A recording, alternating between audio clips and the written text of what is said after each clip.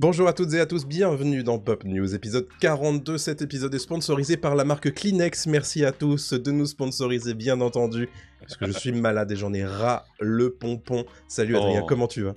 salut Thomas. Ça s'entend un peu, mais je te dis, ça te fait une petite voix, ça te fait une belle voix grave de radio qui te va bien. Je trouve que ça te va bien. Donc profites-en. J'apprécie. Ça se trouve la semaine prochaine, t'en auras plus. Donc profite Et d'être quelque malade. part, le podcast y perdra. Je pense, évidemment quoi. On le réécoutera avec nostalgie. Mais bon, non, ça va très bien. Moi, très en forme, contrairement à toi.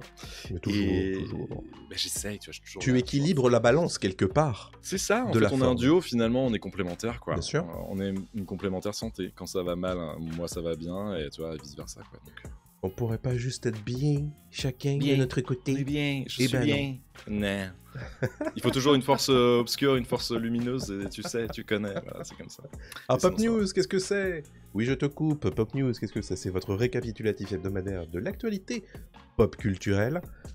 On fait ça en classique avec les news, les brèves, le point box-office, le gros sujet, dédié cette semaine à l'état de la critique.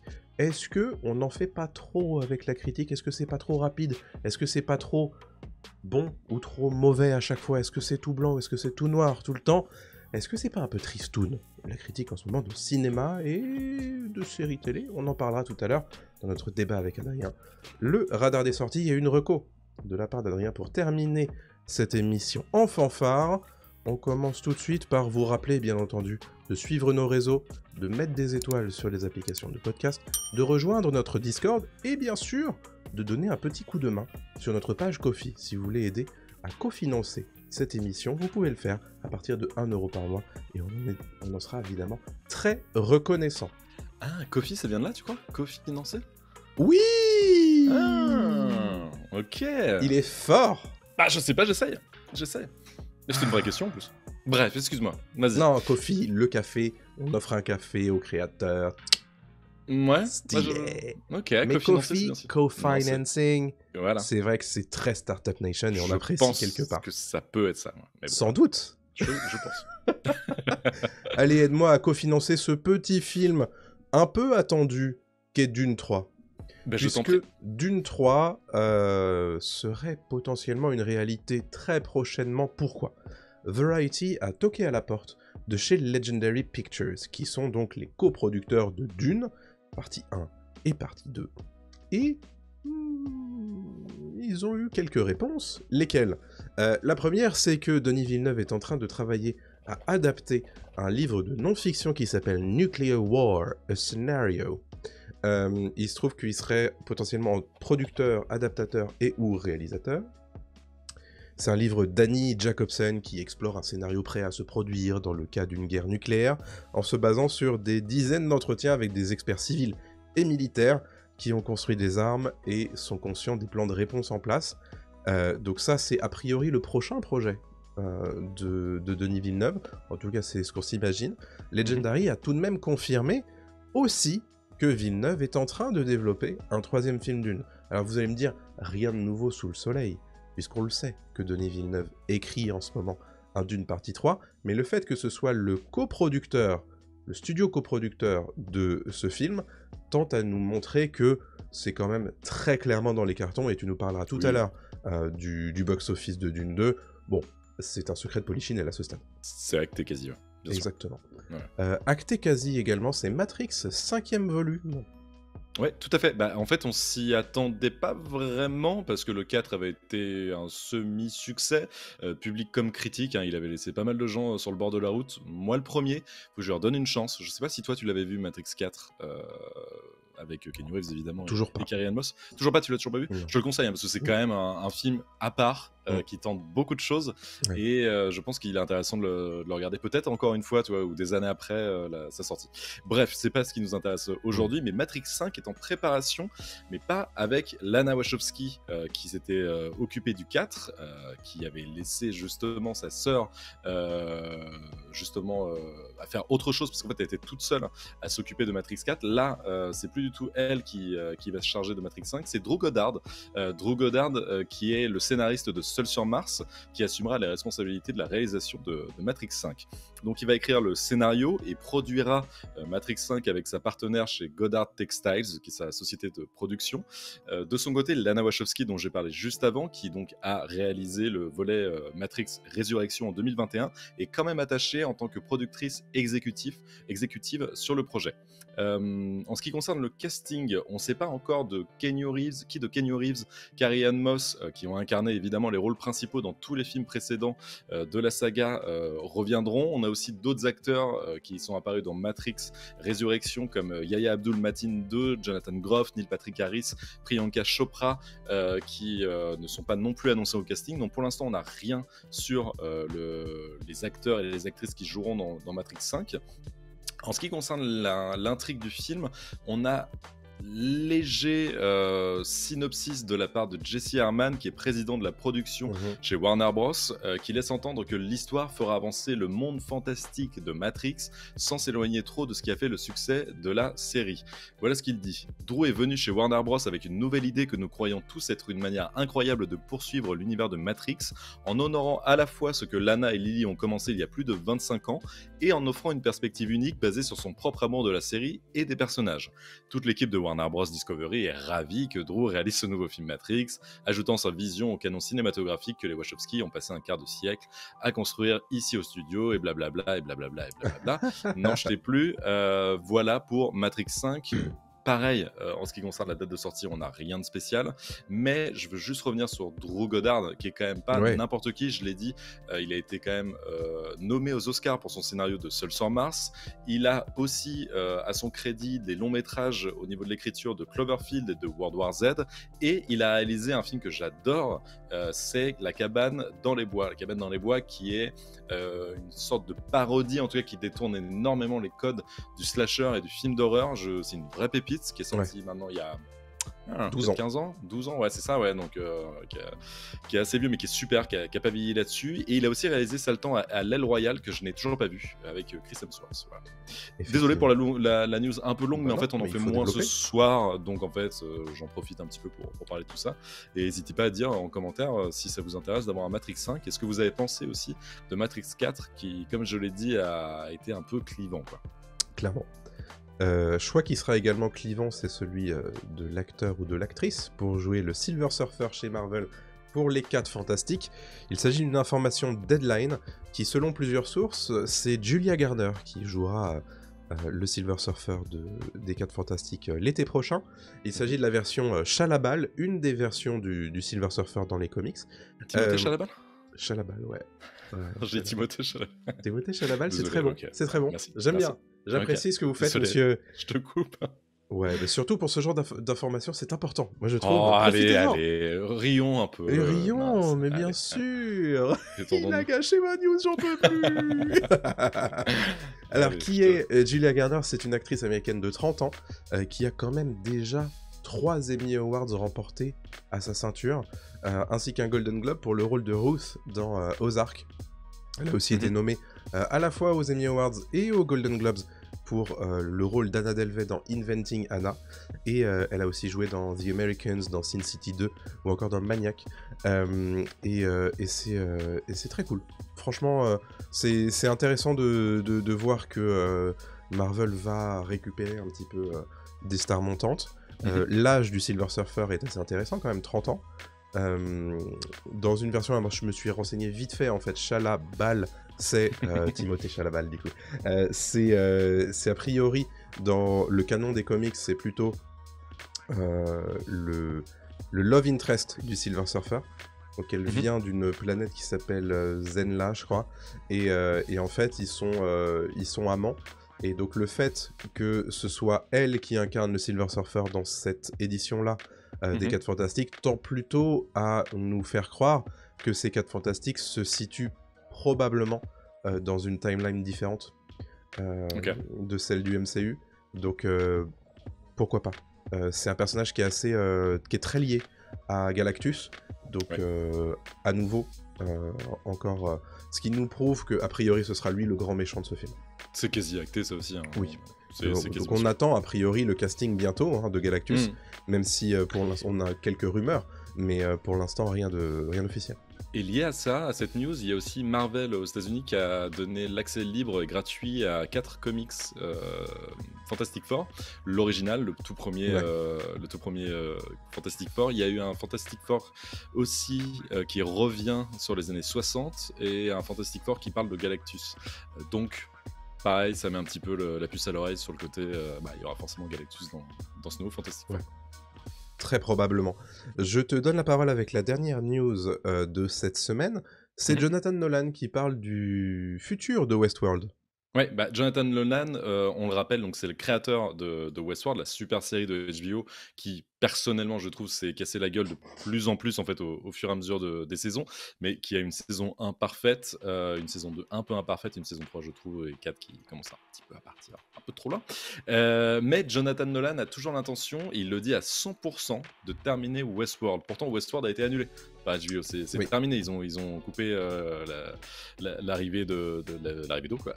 Et donc c'est fini, sauf que pour Jonathan Nolan, il le dit, nous sommes des perfectionnistes, et en ce qui concerne les leçons sur alléger la complexité ou l'étrangeté de quelque chose dans la série, considérer que tout ça n'a pas été appris. Donc il veut absolument finir sa série comme il l'entend. Il le dit au Hollywood Reporter, il le dit, je veux la finir à 100%. Il m'a fallu 8 ans et un changement de réalisateur pour que Interstellar soit réalisé. Donc nous aimerions terminer l'histoire que nous avons commencée. S'il parle d'Interstellar, c'est parce qu'il est au scénario d'Interstellar avec son frère Christopher Nolan. Et pour lui, c'est peut-être juste un obstacle sur sa route, l'annulation de HBO. Mais on ne sait jamais. Peut-être qu'une autre chaîne ou une autre plateforme reprendra la série d'ici quelques temps. Il poursuit, je suis tellement fier de ce que nous avons fait sur Westworld. C'était une expérience extraordinaire. Je pense que ce serait une erreur de regarder en arrière et de ne ressentir que du regret sur la façon dont cela s'est terminé. Mais il y a toujours un très fort désir de terminer la série. On rappelle que Westworld, comme je l'ai dit, a été un énorme succès avec 54 nominations aux Emmy Awards et 9 victoires quand même, malgré, au fur et à mesure des saisons, une baisse d'audience côté HBO. Mais ça n'a pas empêché la série quand même d'avoir 4 saisons à son actif. Voilà pour la news. On vous en dira un peu plus si jamais, comme je l'ai dit, une plateforme récupère la série ailleurs. Mais pour l'instant, rien n'est fait, rien n'est acté. Mais Jonathan Nolan ne lâche rien. Et je termine sur cette news en parlant de Fallout, la série Fallout que Jonathan Nolan chapeaute de son côté pour Prime Video. Donc il est parti faire autre chose, vous inquiétez pas. Et si vous voulez retrouver une petite patte Jonathan Nolan, il suffit juste de regarder Fallout qui sort ce jeudi 11 avril 2024 sur Prime Video. Et en prévision de la série de Prime Video, je vous ai concocté un petit guide qui dure pas plus de 6 minutes, qui sera diffusé sur YouTube et Dailymotion, qui parlera aux néophytes, à ceux qui ne connaissent pas les jeux vidéo Fallout dont est tirée la série, et je vous résume ce que c'est que Fallout, pourquoi vous devez regarder la série, et ce que vous allez retrouver dans la série pour ne pas être perdu. Voilà, je pense que Parfait. tout est... Le shameless plug, évidemment, il faut le faire, c'est important. Et on est chez nous, hein. Et On oui, fait ce qu'on veut, c'est notre émission. bien sûr. Fallout que vous retrouvez dans le radar des sorties à la fin de cette petite vidéo, de ce petit podcast.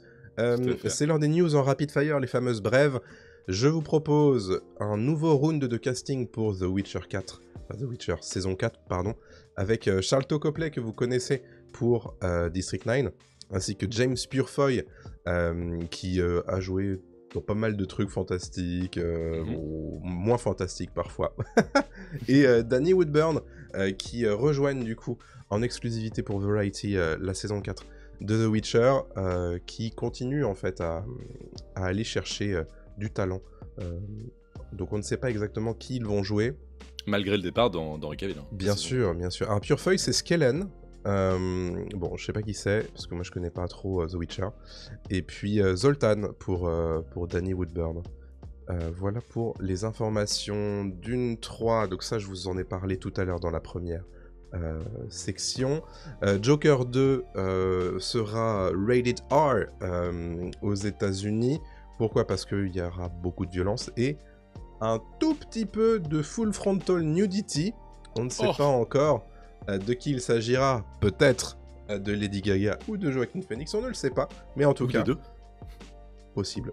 En tout cas, voilà, déconseillé aux moins de 17 ans aux États-Unis, ce qui est un signal fort évidemment pour ce film Joker Folie à 2 qui est toujours prévu pour fin 2024. Disney qui retarde Vaiana 2 d'un an, en fait, hein, qui sortira en 2025, et qui date également The Mandalorian and Grogu, qui sortira très exactement le 22 mai 2026, soit le 20 mai 2026 en France.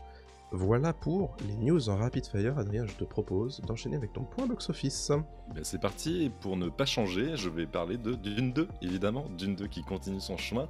À l'international, Dune 2 est déjà à 660 millions de dollars récoltés sur son run de plusieurs semaines. Aux États-Unis, il est à 264 millions, donc c'est énormissime. La prévision des experts de son score final, ce serait environ 700 millions de dollars, donc là il lui manque à peu près 40 millions pour atteindre ce chiffre, ce qui serait quand même énorme pour Denis Villeneuve. On rappelle que le budget estimé de Dune partie 2 est de 190 millions, donc il est largement entré dans ses frais. En France, le box-office l'a amené à 304 000 entrées la semaine dernière, ce qui fait qu'il y a un cumul aujourd'hui à 3 720 000 entrées, donc ce qui est pas mal du tout aussi pour la suite de Dune.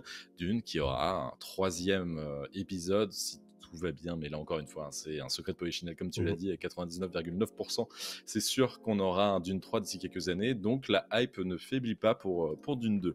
Je poursuis avec Kung Fu Panda 4, qui lui a quand même de très belles recettes mondiales avec 410 millions de dollars de recettes récoltées. Sur le territoire américain, on est à 166 millions de dollars de recettes. Les prévisions du score final tournent autour de 575 millions de dollars pour un budget estimé à 85 millions de dollars. Donc c'est quand même très très bon du côté de DreamWorks. Ils ont bien fait de mettre une suite en route, même si on rappelle que le budget des précédents coûtait entre 130 et 150 millions. Donc en fait, ils ont investi un peu moins et vont rentrer plus vite dans leurs frais avec Kung Fu Panda 4. Donc c'est une très belle opération. Kung Fu Panda 4 en France, c'est déjà 825 000 entrées pour sa première semaine d'exploitation. Pas mal du tout aussi. Hein, il a frôlé le million pour une semaine, c'est pas mal du tout. Et je termine avec Godzilla X Kong The New Empire, donc voilà, Godzilla comme tu disais la semaine dernière, X de Xbox Kong, qui à l'international fait 361 millions de dollars de recettes, c'est énormissime. Sur le territoire américain, il a 135 millions de dollars de recettes pour un budget estimé à 135 millions de dollars de recettes. Donc juste les recettes américaines ont remboursé le budget du film. Et le mieux dans tout ça, c'est qu'apparemment le film est l'un des moins chers du Monsterverse, comme on l'appelle, en fait, des films Godzilla et Kong qui sont sortis précédemment. Donc Kong Skull Island, Godzilla versus Kong, c'était ça, je crois, le précédent. Donc voilà. Et en France, pour le box-office français, le premier jour a amené Godzilla X Kong à 61 000 entrées sur 639 écrans. Et si on cumule ça avec les avant-premières, on est déjà à 96 000 entrées. Pas mal du tout pour un premier jour de faire 100 000 entrées en France, c'est pas dégueu. Donc on a hâte de voir ce que ça va donner. Et pareil, on sent qu'il y a une hype qui tourne autour du film et les gens se rendent nombreux en France comme à l'étranger. Très bien. Voilà. Bah écoute, merci pour ce point box-office, Adrien. Avec plaisir. On va pouvoir enchaîner avec notre gros sujet de la semaine. Est-ce que la critique est devenue folle? C'est un petit peu le... Voilà, pour résumer le sujet, qu'est-ce que c'est? En fait, on s'est rendu compte, et c'est pour rendre le crédit là où il est dû, c'est Anthony qui en a parlé avec Adrien cette semaine, et qui nous a dit... Anthony, attends, précision. Anthony, donc, qui est un viewer, un auditeur de Pop News et qui est sur notre Discord avec qui on discute régulièrement, comme beaucoup d'autres sur le Discord. Donc, n'hésitez pas à venir sur le Discord. Justement, ça nous permet d'interagir et d'avoir des super idées qu'on peut repiquer. Voilà, même si on va évidemment dire que c'est Anthony qui nous a donné l'idée, mais c'est important pour nous justement de partager des choses avec vous. Donc voilà, bref. Et le message en fait d'Anthony à Adrien, c'était en fait lui, il était plus ou moins un peu choqué des mots qui étaient très souvent revenus en fait autour de différents films, etc. Donc lui, il a cité notamment masterclass, banger, claqué au sol, des trucs comme ça. Et en fait, on se rend compte que sur plus ou moins tous les gros films, il y a ces mêmes adjectifs, ces mêmes substantifs qui sont utilisés. Et donc on s'est dit, mais en fait, c'est intéressant comme sujet. Est-ce que ça ne veut pas dire quelque chose de l'état de la critique actuelle? Alors évidemment, pas la critique, on va dire au sens professionnel du terme, même si on l'évoquera, je pense. Il y a évidemment, dans l'ère des réseaux sociaux, la critique, elle est donnée à tous, hein, la capacité de faire une critique. Alors, bon, à une Et époque... nous, les premiers. Et bien sûr, il faut qu'on Mhm. en parle aussi, puisque nous aussi, on a commencé avec ce podcast qui s'appelait à l'époque Pop Tier, et on proposait nos critiques de films et de séries, parfois de jeux vidéo. Et donc il faut le dire, nous on n'est personne en fait, hein, pour critiquer des œuvres, mais on le fait quand même, parce que Mhm. bah, on aime le faire. Ouais. Et je pense que ça c'est un droit qu'on ne peut pas refuser à tout le monde en fait, hein. Tout le monde a le droit d'en parler. Maintenant après, c'est comment est-ce qu'on En fait, parle en fait de oui, tout voilà. ça? C'est Comment est-ce comment qu'on tu argumentes. traite? C'est ça, comment tu argumentes? Parce que je trouve que la critique permet évidemment de parler d'un film, d'une œuvre en général, ça peut Mm. être n'importe quoi, hein, ça peut être une peinture, une musique, un bouquin, et la critique est essentielle pour moi. Il faut de la critique, mais il faut savoir argumenter surtout derrière. Parce que c'est nul, je le supporterai jamais, j'aime pas qu'on me parle d'une œuvre de cette façon-là. On me dit je n'aime pas ou j'aime pour une raison, pour une autre, et on en débat. En fait, le problème vient de là. C'est aujourd'hui, il y a surtout un côté, en le disant en off, blanc, noir, mauvais, bon, et il n'y a jamais de recul pris, je Ouais, trouve, sur une œuvre, parce qu'aujourd'hui, il y a beaucoup d'affect, sûrement, bien aussi, sûr, par souvent. rapport à certaines œuvres. Mm. Si on parle de ça aujourd'hui, c'est aussi par rapport à Dune 2 qui vient de sortir. Mm. Dune 2 qui polarise énormément et qui fait une... Alors, il fait pas forcément consensus, hein, mais tu sens que... oui, un peu quand même. Tu sens que si tu n'aimes pas le film, eh bien, t'es pas dans le bon camp, quoi. C'est-à-dire que il faut vraiment ramer et trouver les bons arguments Ouais. pour te faire entendre. À l'inverse, un Astérix, l'Empire du Milieu, qui était sorti en début d'année dernière, de Guillaume Canet, c'est la même chose. Si t'aimes pas, t'es dans le bon camp. Si t'aimes bien, Oui. bah vas-y, il va falloir sortir les rames pour t'expliquer, quoi. Je suis d'accord. Il y a des choses qui sont de bon ton d'aimer, et Ouais, d'autres qu'il est de bon ton de ne pas aimer. genre c'est facile, il faut suivre le mouvement, quoi. Mhm. Moi, ça me gêne. Bien sûr. Ça me gêne parce que ça n'apporte rien. Mhm. Je dis, alors encore une fois, si vous avez aimé Dune 2, vous avez sûrement raison en fait, mais tout ça est subjectif en fait. Je dis pas que vous avez tort, au contraire, vous avez ni tort ni raison, c'est que vous aimez une œuvre, ou c'est tout. Enfin, moi, ça va pas plus loin, quoi. Par contre, on va en débattre. On va peut-être débattre d'une scène en particulier, on va peut-être débattre de la réal, du montage, du casting, de l'acting, de plein de choses comme ça. Mhm. Mais de dire que c'est un chef-d'œuvre absolu, donc un banger, une masterclass, et on s'arrête là, et tout de suite on va tracher les gens qui disent l'inverse. Non, en fait ça marche pas. Moi je ne supporte pas, quoi. Heureusement, la critique professionnelle ne fait pas ça. Parce que sinon ça n'aurait aucune valeur, hein, ça n'aurait plus rien. Mais tu sens, comme tu l'as dit, que c'est de bon ton parfois, voilà, de suivre un mouvement particulier, quoi. Oui. Je sais pas ce que t'en penses, toi. Non, mais je vois les blagues sur le chat de Twitch. D'ailleurs, rejoignez-nous sur Twitch, hein, tous les lundis à 20h30. J'ai Arnaud qui dit pareil. Moi aussi, je respecte entièrement ton droit d'avoir tort sur Dune 2. Ou Franck qui nous dit vous avez le droit de ne pas aimer Dune 2, mais si c'est le cas, je pense que vous devriez consulter.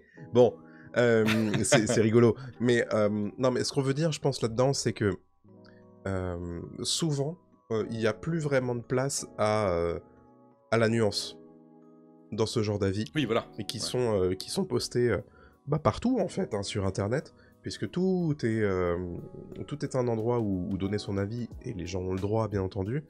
Moi, ce que je regrette, c'est souvent la forme de ces avis, où tu vas avoir les avis Google, les avis Allociné, les avis Rotten Tomatoes, les avis sur Twitter, qui sont les formes, on va dire, les plus courtes d'avis. Et donc, la plupart du temps, tu vas avoir une phrase, 2 phrases, 3 phrases, pour te dire à quel point soit c'est nul à chier, soit c'est le chef-d'œuvre de la décennie. Et moi, c'est ça que je remets en cause. C'est le fait que c'est soit génial, soit c'est nul. Il y a jamais rien entre les deux. Et moi, souvent, je me rends compte que dans mes avis, beaucoup plus nuancés que ce genre de choses. Alors souvent, on va me dire, oui, mais alors du coup, ton avis, il est pas franc. Mais ouais, mais excusez-moi, mon avis, il est pas franc, mais c'est mon avis. Mais Oui, alors, tu vois, déjà, ouais. genre, regardez par exemple la critique qu'on a fait tous les deux de Dune partie 2, où les gens avaient l'air de dire qu'ils étaient plutôt d'accord avec moi qu'avec toi. Oui, j'ai pas compris et ça. en réalité, on disait la même chose. Oui, ça m'a surpris.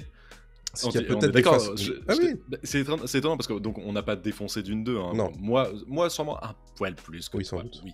Mais c'est la forme en fait que j'ai utilisée. qui est différente. C'est-à-dire que toi, tu pensais quasi la même chose que moi, mais moi j'ai utilisé une forme peut-être un peu plus hard, un peu plus Ouais. dure, avec un peu plus de punchline peut-être. Mhm. Et tout le monde après m'a dit, ah, dis donc, Thomas était vachement plus nuancé, et lui je suis plus d'accord avec lui, quoi. Et parce que humainement, je pense que ça allait dans leur sens quand Peut-être. tu aimes quelque chose et que tu veux pas trop le Bien défoncer, sûr. etc. quoi. Mais Ouais, c'est clair. écoutez notre critique de Dune 2. Allez-y, bien sûr. Mais en fait, et puis il y a un truc aussi avec la critique, c'est que tu peux aimer quelque chose un jour, 2 ans plus tard, tu Oui. peux le détester, C'est vrai. ou à l'inverse, tu peux dire c'était nul, revenir sur le film ou la série ou le jeu vidéo 2 ans après, tu fais bah en fait, j'avais tort, j'ai grandi, il y a des thématiques qui me passaient au-dessus avant, maintenant elles me passent plus au-dessus, Ouais. j'ai vu énormément de films depuis, et donc j'ai beaucoup plus de notions Mhm. de ce qu'est, je sais pas, le montage, la réal, etc., Mhm. de grammaire cinématographique, donc en fait je comprends ce qu'il a voulu faire à ce Mhm. moment-là. C'est au-delà même des références que tu peux avoir dans un film, je Ouais. parle même juste du métrage et de la façon, tu vois, de mettre en scène un film. Bah, en fait, c'est ça bouge tout le temps. Donc en fait, d'être tout de suite et on le sait, YouTube aime beaucoup ça, ou même les sites, il y a beaucoup de Mhm. sites qui font ça, d'être dans le négatif Oui. absolument, d'être dans le truc. L'exemple en date, j'ai pas vu le film, mais le dernier exemple en date, c'était par exemple Madame Web. Ouais. Pareil, c'est de bon ton de critiquer, Bien sûr. de défoncer le film, qui est sûrement très mauvais, je Mhm. l'entends, je l'ai pas vu, mais j'imagine et je veux bien croire la critique, parce que j'ai lu des critiques aussi avec lesquelles je suis d'accord. Je parle de personnes, je parle pas je parle de la personne critique, je parle pas du format. Et ces personnes-là, je suis d'accord avec elles en général. Et je me dis, ok, sûrement. Mais ça n'empêche que tu sens qu'il y en a beaucoup qui ont tiré sur l'ambulance pour tirer sur l'ambulance, Oui. et que c'était un peu fait exprès, quoi. Enfin, Ça, c'est un truc que je reproche beaucoup, notamment au format critique sur YouTube. Mhm. C'est que c'est beaucoup plus vendeur d'y aller hard sur la critique, voire à être de mauvaise foi, Ah oui. plutôt que d'être neutre dans son titre et dans sa miniature, et d'être un peu nuancé dans sa critique. Ça ne vous rapportera jamais rien. Bah, Non mais en vrai, bah, si en c'est tout fait, cas c'est que sur ça rapporte, YouTube mais... particulièrement. Non mais le fait d'être nuancé, je dis. Ah, excuse-moi, bien sûr, oui, ok. Ouais. Par contre, vous irez voir. Alors, moi, je vous encourage notamment à taper, parce que je m'en étais rendu compte à l'époque, sur YouTube, les Anneaux de pouvoir, le Seigneur des Anneaux, les Anneaux de pouvoir, et tu ne verras que des gens qui n'ont rien à dire de positif sur cette série, parce que c'était à l'époque leur niche pour faire de la vue et pour faire de l'engagement. Et ça, moi je trouve que, alors du coup, bon bah le réseau social me donne tort, mais dans le sens où je trouve que c'est pas s'engager vers de l'apaisement que de toujours donner dans la mauvaise foi et de critiquer négativement tout le temps. Bien évidemment. Mais ça fait partie aussi, et il faut qu'on en parle, parce que la critique, elle est aussi maniée par la critique installée, la critique professionnelle, mais aussi par les influenceurs qui ont de plus en plus d'importance. Et ces influenceurs qui sont aussi dans le canal, on va dire, des attachés de presse, qui vont leur proposer d'aller voir les films, et donc d'en parler. Alors, bien entendu, dans la critique ciné, il y a beaucoup d'influenceurs de qualité. Il y en a aussi qui font ça pour aller à des avant-premières et pour se faire mousser un peu. On peut le dire, nous, on a vécu ces avant-premières-là assez souvent, parce que on a fait beaucoup d'avant-premières de presse. On sait qu'il y avait 2 camps à chaque fois. Il y avait le camp des journalistes critiques, presse, généralistes ou spécialisés, et de l'autre côté, les influenceurs qui faisaient en général, je vais faire le boomer, mais qui faisaient beaucoup de bruit, et qui étaient là un peu juste pour se faire voir, ou voilà. Et c'est normal, c'est leur métier. Mais c'est leur métier aussi. C'est leur métier, c'est le métier d'influenceur. C'est le métier d'être j'étais à cette promo, etc.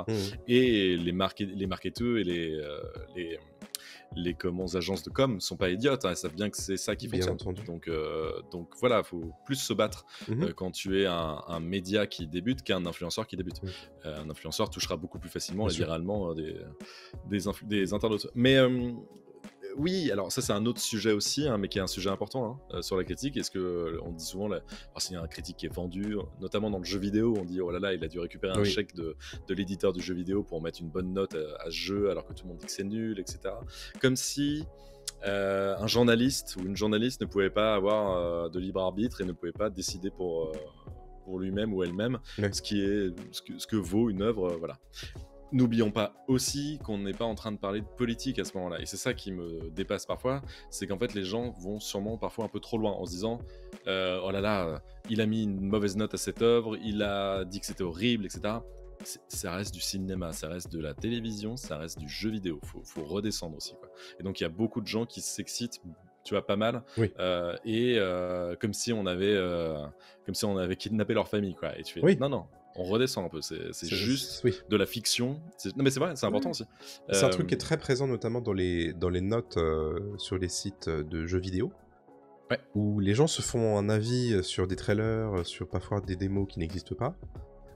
Et ont déjà leur note en tête. Et si la note du site qui est donnée ne correspond pas à ce qu'ils avaient envie, tu peux être sûr que les commentaires vont brûler, quoi.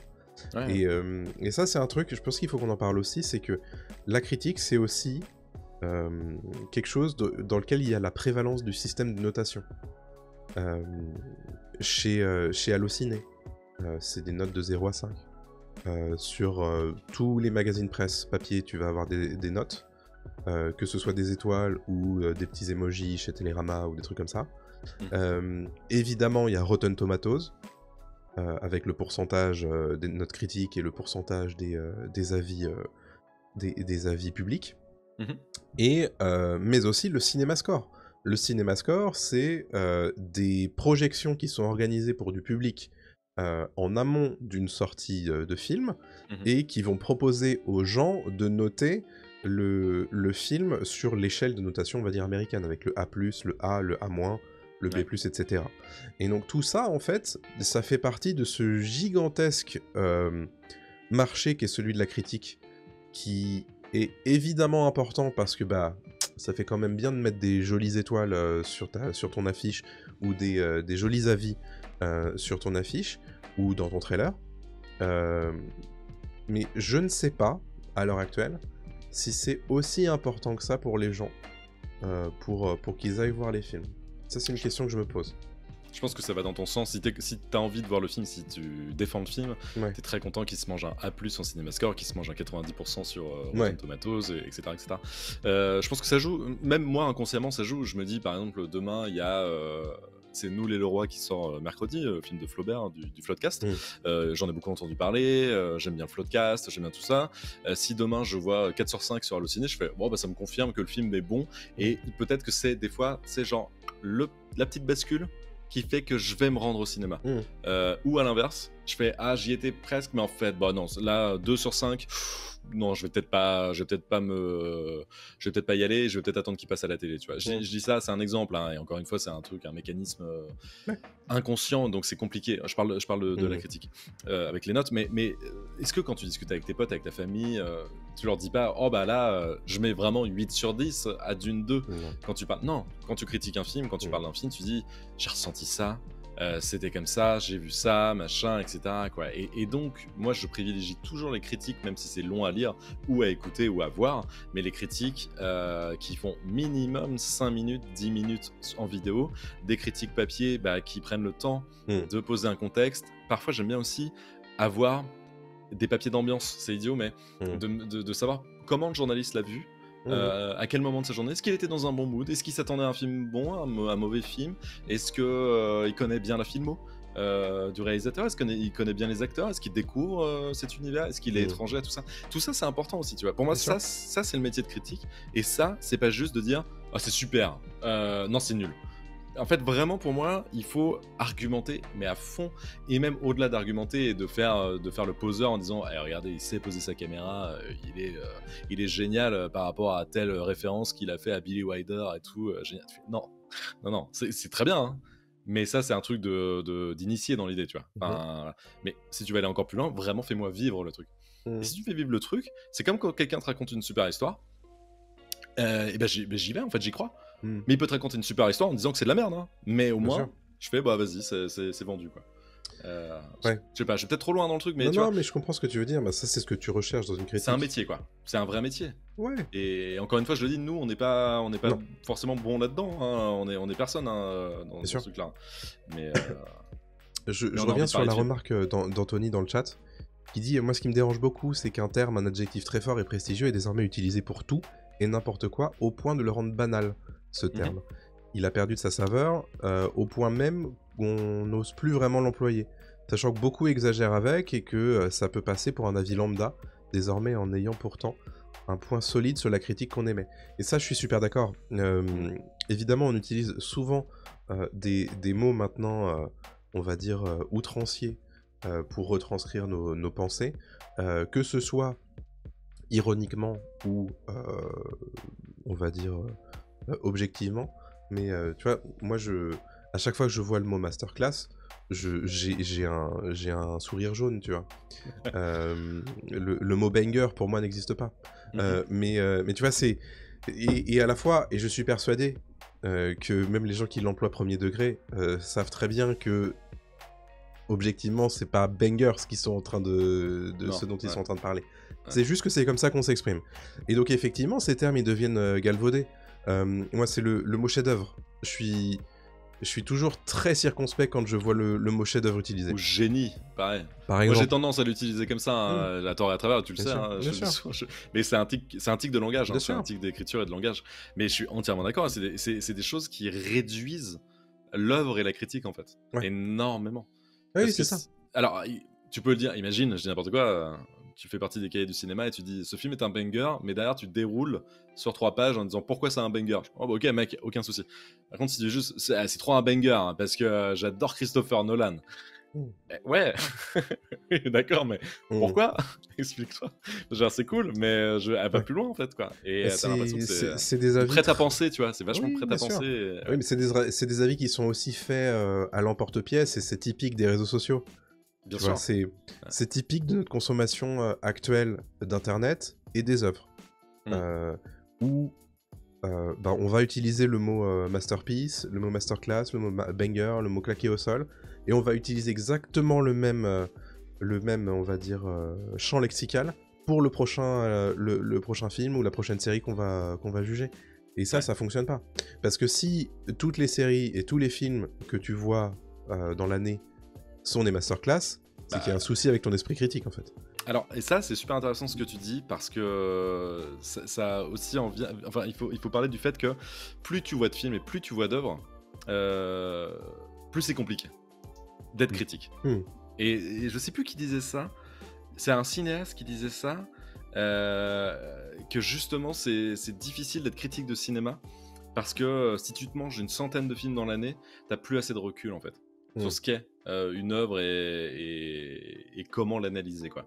Je crois aussi, je veux pas me tromper, je crois que Christian Bale voit très peu de films parce qu'il veut pas se lasser de son médium, il veut pas, tu vois, perdre le goût et l'appétence qu'il a pour le cinéma. Il en voit des films, mais tu vois, il en voit pas comme un critique de cinéma peut en voir, comme beaucoup de réalisateurs, j'imagine, peut en voir. Il y a quand même aussi beaucoup de réalisateurs qui ne voient pas énormément de films et qui n'ont pas forcément énormément de références, mais ça ne les empêche pas d'être des bons réalisateurs. Et ça, c'est intéressant aussi en termes de critique, parce que tu as l'impression que des fois, c'est une boulimie, notamment sur YouTube, genre tous les 2 jours, tu as des créateurs de contenu qui vont faire la critique d'une série, d'un jeu vidéo, d'un film. Tu te dis, mais alors déjà d'une, bravo parce que vous arrivez à trouver le temps de le faire, super. 2, au bout d'un moment, en fait, vous êtes plus légitime. Parce que tu peux pas passer du spectre de dire je vais te faire 20 minutes de vidéo en disant que c'est génial, et le lendemain, tu vas dire Shogun, je vais te faire 20 minutes de vidéo pour te dire que c'est super. Enfin, non, au bout d'un moment, tu peux pas faire tout ça, et le surlendemain, tu vas parler de Barbie en disant que c'est nul, etc. Enfin, je comprends pas, en fait, comment tu peux être aussi prolixe. En tournant, enfin pour moi tu tournes en rond en fait, tu tournes à vite. Les gens sont bien obligés, enfin les gens dont tu parles là tout de suite, et justement, sont bien obligés en fait d'aller chercher le dernier truc dont on parle. Tu vois, c'est un gagne-pain. Bien sûr. Oui, mais tu vois, prends une rédaction de magazine de critique. Il y a plusieurs personnes qui ont des appétences particulières et définies, et on va plus mettre machin sur des blockbusters, l'autre sur les films d'auteur, l'autre sur les films français, etc. Il y a déjà plus de logique, tu vois. Si demain, je dis n'importe quoi, il y a un Truffaut qui ressort et qu'en fait ça devient le banger du moment et dont tout le monde parle, t'inquiète pas que tous les youtubeurs cinéma vont se lever en disant c'est génial en fait, putain, hey, Truffaut, vous savez pas, mais attends, mais moi Truffaut je le connais sur le bout des doigts, hein. Truffaut, moi j'ai toute la filmo à la maison quoi. parce qu'ils seront allés vite fait à la Fnac acheter la collecte, tu vois. Ou Enfin, pas. non, je déconne, Mais je oui. grossis le trait encore une Ouais, fois, tu vois ouais, ce que bien je veux dire, sûr, bien sûr. mais il y a un côté un peu genre, c'est pas grave en fait de pas maîtriser, tu vois. Ouais, Genre, ouais, ouais, c'est je pas grave. comprends. Oui, en Genre, fait, c'est un truc que j'ai beaucoup ressenti, moi, à l'époque où je traînais un petit peu mes guêtres du côté des vrais journalistes. C'est que, en fait, personne n'assume plus ou moins de pas maîtriser certains sujets. ah oui. Tu vois? Tout le monde te dit, ouais, ouais, c'est super, non, non, non, machin. Et en fait, bah, et après, est-ce qu'on peut vraiment dire que t'es pas spécialiste, quoi? Parce que dans le sens où, même si, enfin, si tu regardes 100, 200 films ou séries dans l'année, est-ce que t'as le droit aussi d'être spécialiste généraliste? Oui, Non? mais bien sûr. Non, mais oui, t'as le droit d'être spécialiste généraliste, tu peux être généraliste, et nous, je pense que c'est ce qu'on est d'ailleurs. On Mmh. voit beaucoup de choses et c'est assez varié, Mmh. il y a une variété de choses qu'on voit. Mmh. On passe de plusieurs thématiques Bien sûr. à d'autres. C'est pas ça que je veux dire, c'est juste que je me targue pas d'être, par exemple, le spécialiste absolu d'une œuvre qui sort, en Ah bah fait. oui, bien sûr. Bah oui, mais il y en a beaucoup, en fait. Oui, c'est Puis vrai. justement, ils vont asséner le tout en disant: «Mais attendez, vous avez vu ce qu'ils ont fait de mon personnage et tout?» Ouais, ouais, Et ouais. tu fais: «Gars, en fait, non, enfin, je comprends pas pourquoi tu te permets de dire ça». Alors déjà, d'une, encore une fois, on redescend, ça reste du cinéma, ça Ouais, reste ouais. de la fiction, et cetera. Deux, on sait très bien que c'est parce que bon là, je m'attaque plus aux youtubeurs, hein, quand je dis ça, hein. Il y a On sait beaucoup très d'arguments d'autorité dans ce genre de vidéo. mais et en fait, c'est ça, et donc c'est Mmh. ce dont on parle, en fait, banger, Mmh. masterclass, des trucs comme ça, Mmh. qui veulent tout rien dire, c'est des mots valises nuls, en fait, et Oui. ça sert à rien. Heu, bon, Ouais. faut qu'on fasse gaffe, nous, tous les deux, par contre, si un jour, on nous Ah prend à bah, dire banger et masterclass, on fera confiance évidemment à notre public pour nous remettre dans le pour droit nous chemin rappeler à si ça l'ordre. arrive, bien sûr. Mais Mais tout ça, en fait, pour dire, moi, ce que je retiens de tout ça, c'est qu'en fait, il y a une espèce de brouhaha d'avis, euh, tous, enfin, que les réseaux sociaux gerbent, en fait, à longueur de journée. mmh Et c'est difficile, en fait, de faire en sorte de profiter de ton œuvre en ton temps, et de laisser former ton avis, alors que t'es toi-même dans ce brouhaha-là. Dans le sens où, bah, souvent, je sais pas quand est-ce que vous avez vu Anatomie d'une chute, mais moi je l'ai vu très très tard. Je mh. l'ai vu, bah, il avait chopé son César déjà, donc c'est vraiment très très tard dans le run de sortie du film. Euh, Est-ce qu'on peut pas dire aussi que la critique et le bouche à oreille influencent quelque part ton avis sur telle ou telle œuvre, puisque bah, évidemment que y a certains films que tu découvres pas day one au cinéma. Mais là, c'est un autre sujet. Là, tu parles de l'impact de la critique. Ouais, C'est autre chose pour moi. C'est un autre sujet, mais qui pourrait faire un gros sujet de ouais, l'émission. On pourrait ça se marche. regarder plus tard. Mais oui, évidemment que ça impacte. Un avis, c'est normal. Une hype se crée autour d'un bouche à oreille. Et encore, est-ce que c'est de la critique? C'est juste du bouche à oreille. C'est de dire, putain, le film il marche. En fait, c'est ça. Le film Oui. il marche au box-office. Deux, il a des bons retours critiques, certes. Et les spectateurs, tu vois, en parlent bien. Mais ça veut dire que c'est des critiques, tu vois, absolues. Mhm. Genre. Moi, ça a marché par exemple sur Anatomie d'une chute, Mhm. parce que c'était déjà pas les mêmes personnes qui parlaient d'Anatomie d'une chute que Mhm. les personnes qui parlent de Dune 2. Tu vois ce que je veux dire? Anatomie d'une chute, c'était déjà un film qui sort de nulle part dans l'idée. Oui, On s'attendait pas du tout à ce que ça marche. Il y a eu une polémique au Festival de Cannes. c'est Il vrai. a gagné Cannes.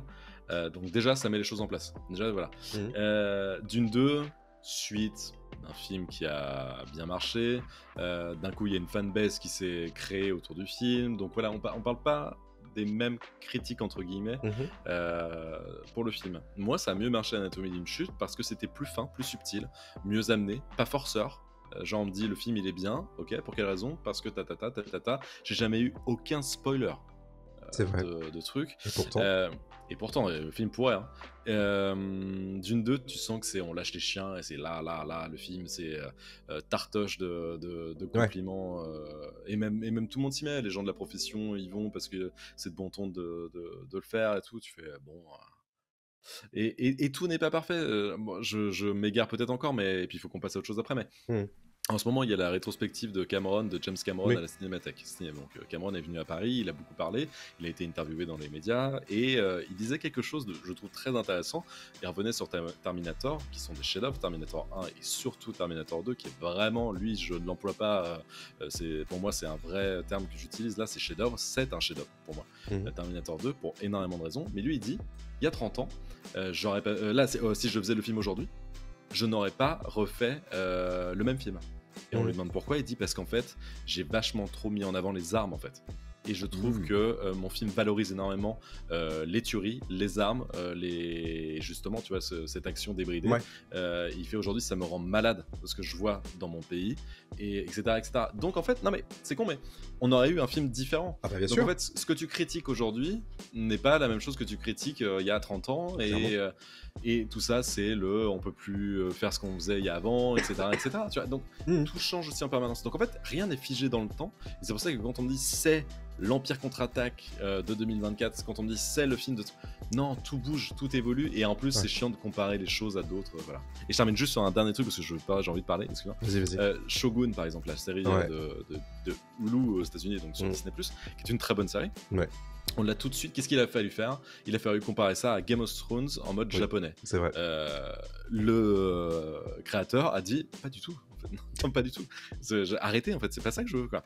Mais il faut toujours critiquer en mode, moi je sais que Game of Thrones c'est bien, alors bon, bah, on va dire que Game of Thrones c'est ça. Et tu fais, non. Bref. Oui, non, mais parce que la rapidité d'exécution, encore une fois. Exact, il faut du prêt-à-penser, il faut Exactement. du clac, ça c'est quoi? C'est médiéval un peu, voilà, Shogun, ouais, oh, il se tape avec des... Bon, allez, vas-y, il y a de la politique, c'est Game of Thrones. Et c'est chiant, quoi. Ce sera sans doute le mot de la fin, je vais le laisser à Lactic dans le chat. Il dit que, bon, évidemment, il ne faut pas oublier les agrégateurs de critiques, on en a parlé avec Rotten Tomatoes et Allociné, mais aussi le fait qu'on a tellement de choix dans les critiques, en fait, que ce soit professionnel ou influenceur et autres, on peut se permettre de filtrer et suivre les critiques qu'on apprécie. Et ça, c'est quelque chose qui est très important. Se rappeler que une critique, ça reste le reflet d'une subjectivité. Et si vous vous rendez compte que, à force de lire ou d'écouter ou de visionner telle ou telle personne qui fait de la critique, vous vous rendez compte que souvent, vous êtes relativement d'accord. Bah, peut-être que c'est quelqu'un que vous allez plus souvent lire, plus souvent écouter, plus souvent visionner. Et ça, je pense que c'est important aussi de se dire, évidemment qu'on peut pas tout regarder. Évidemment qu'on peut pas jouer à tout.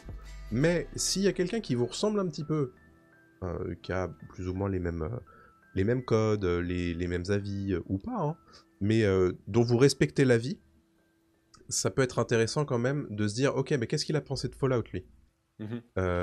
S'il a bien aimé, ou s'il trouve ça intéressant, même s'il trouve pas que c'est un chef-d'œuvre, bah peut-être que je vais me laisser tenter.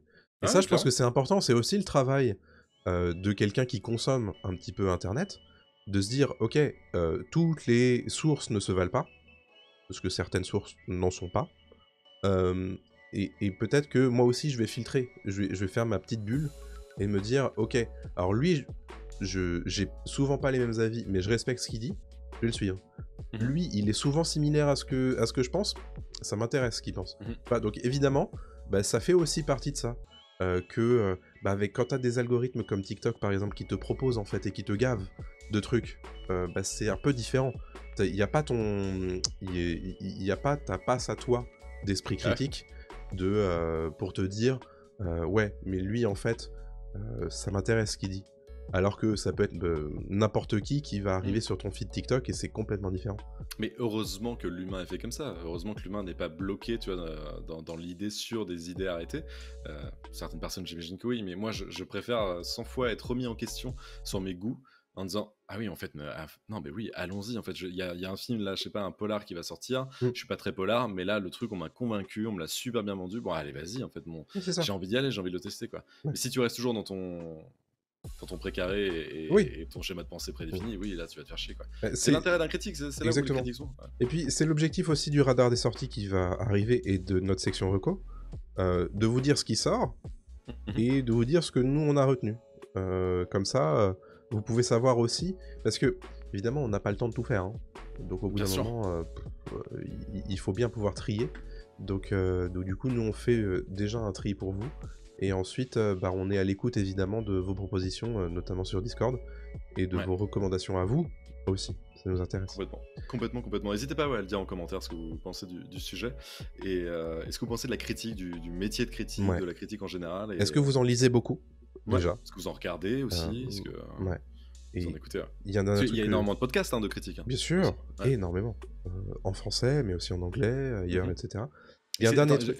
Vas-y. Il y a un dernier truc que je voulais dire, c'est pas parce que la critique est professionnelle qu'elle est forcément meilleure. Hein. Moi, il y a plein de critiques professionnelles que je déteste lire. Bien sûr. Parce que c'est foutu pas comme une critique que j'aimerais. Je déteste par exemple les critiques qui te racontent le film. Et il y en a énormément. Ça me gonfle. Et donc du coup, voilà, c'est le genre de truc. C'est pas parce que t'es payé pour aller voir un film que t'es forcément plus légitime pour moi. Hein.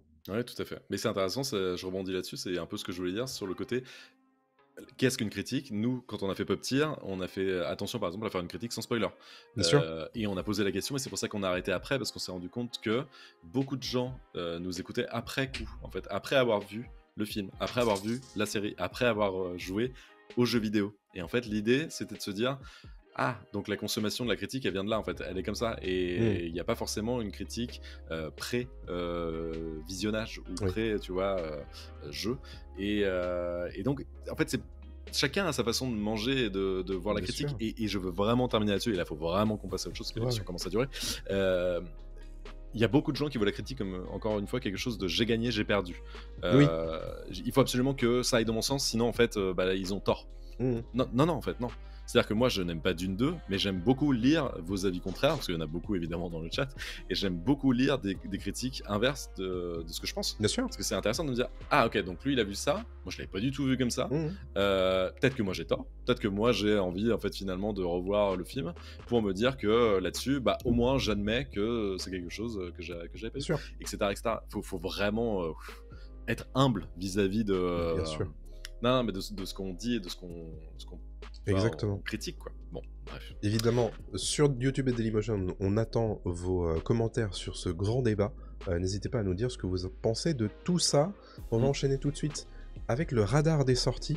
Je vous ai sélectionné 2 sorties salles cette semaine avec Nous les Leroy qui sort le 10 avril. C'est un film de Florent Bernard avec Charlotte Gainsbourg et José Garcia. Le pitch, c'est Sandrine annonce à son mari Christophe qu'elle veut divorcer. Et dans une opération de la dernière chance aussi audacieuse qu'invraisemblable, Christophe organise un week-end pour sauver son mariage, un voyage qui ne va pas être de tout repos. Ça me donne très envie d'aller au cinéma. Ouais, il a l'air très bien. J'ai regardé la bande-annonce, j'ai très envie de voir ça. Deuxième film, là c'est plutôt du côté du blockbuster, bien entendu. SOS Fantôme, la menace de glace, le 10 avril également. La famille Spengler revient à l'emblématique caserne de pompiers de New York. Ils vont alors devoir faire équipe avec les membres originels de SOS Fantôme pour faire face à une menace de glace sur la ville. Je vous propose évidemment Fallout, la série événement de la semaine, le 11 avril sur Prime Video. Les 8 épisodes seront disponibles en intégralité au moment de sa sortie le 11 avril. Le pitch, c'est 200 ans après l'apocalypse, les habitants des luxueux abris anti-atomiques sont contraints de retourner dans le paysage apocalyptique irradié que leurs ancêtres ont laissé derrière eux et se retrouvent sous le choc de découvrir ce monde incroyablement complexe, joyeusement étrange et extrêmement violent qui les attend. C'est créé par Lisa Joy et Jonathan Nolan, tu les as cités tout à l'heure, les créateurs de Westworld, tout simplement. Tout à fait. Je vous propose, et là pour le coup c'est vraiment nostalgie, Stargate SG1, le 11 avril en intégralité sur Prime. Si vous saviez le nombre de fois que j'ai appelé de mes vœux qu'une plateforme de streaming diffuse cette série, qui est une série nostalgique de mon enfance, et je suis sûr que je vais regarder des épisodes et je vais trouver ça pourri. Mais série doudou. C'est ma série, voilà. Stargate SG1, la trilogie du samedi, quel bonheur.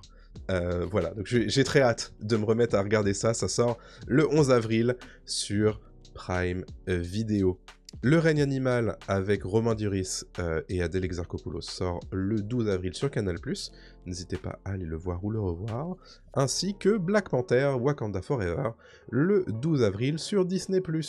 C'est la fin de mon radar des sorties. Je te propose d'enchaîner avec ta reco, Adrien.